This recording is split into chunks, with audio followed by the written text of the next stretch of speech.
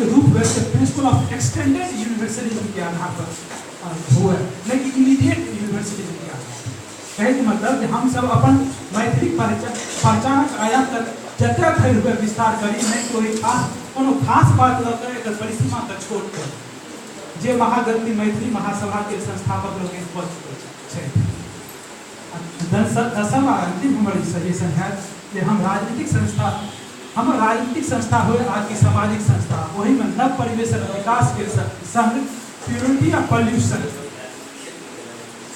मतलब विशुद्धता आ सम्मिश्रण के अवधारणा के पुनर्परिभाषित किया जाए, खासकर भाषा, सांस्कृतिक प्रतिमान, सामूहिक पहचान, भू राजनीतिक क्षेत्र, ऐतिहासिक धरोहर, एक सबके आयाम से पुनर्परिभाषित किया जाए, ओकरा में बेसी से बेसी लोग के समेटल जाए, बेसी से बेसी कल्चरल आयाम पर देखल।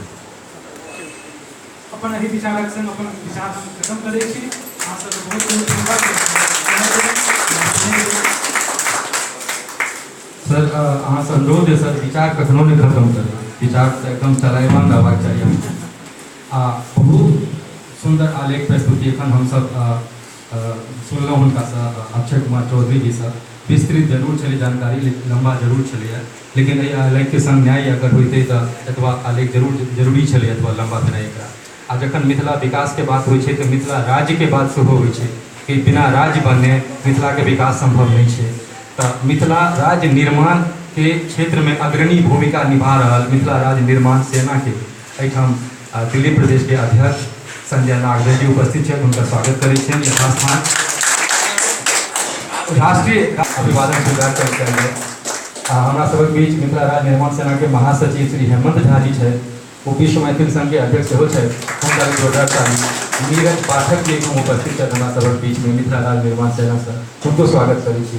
युवा वर्ग में हमारा सब लगभग नीतीश कर और बहुत रास धिया पुता सब सेहो एलाह करके सबके स्वागत है। अखन हम सब एक आलेख के प्रस्तुति सुनलहुँ अक्षय कुमार चौधरी जी से। हम एहि कार्यक्रम के संयोजक के इनका कहना असिस्ट करथिन, सहयोग देथिन मुख्य अतिथि जी के, जे अक्षय कुमार चौधरी जी के पाग और माला से पुष्पमाला से स्वागत करथिन। जी अभिनंदन।